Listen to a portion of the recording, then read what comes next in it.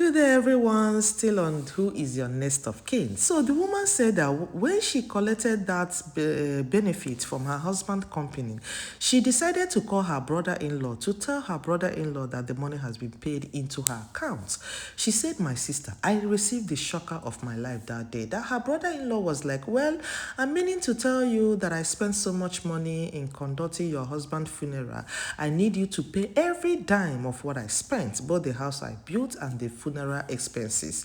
In that case, since your husband people or since your husband companies has paid some money into your account, I will send my account number to you so you transfer the whole money into my account so that I can do the subtraction. So the remaining one, you have to pay me whenever you have money."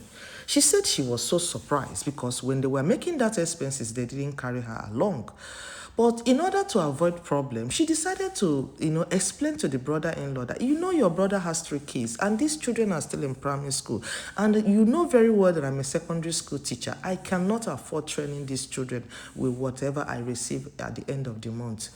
And the man said, "Well, that is your own problem. Take care of your problem yourself. You need to pay me my money." She said in order to avoid problems, she decided to split the money into two and pay half of the benefit, the husband benefit, into the brother-in-law's account. But yet the brother-in-law was not happy. So she told me that her husband was living in another city while they were living in another city. So the landlord that rented a house to her husband in another city kept on calling her and was like, it's more than a year that your husband passed. You need to come and take out your husband things so that I can take back my house." So she decided to travel to that city. On getting to that city, she met 2 cars. One was still in a good shape and one was a wreck.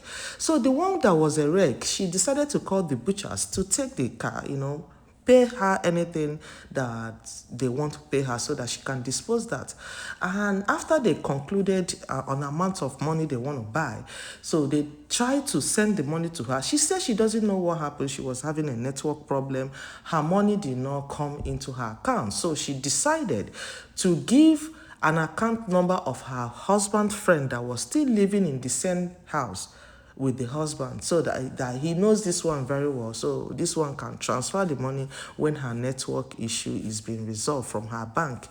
So lo and behold, this husband friend now called the brother-in-law to tell the brother-in-law that, "Oh, your sister-in-law had sold one of your brother's car and the money is sitting right in my account." And the brother-in-law ordered the husband friends to pay the money right inside into his bank account, and the friend did.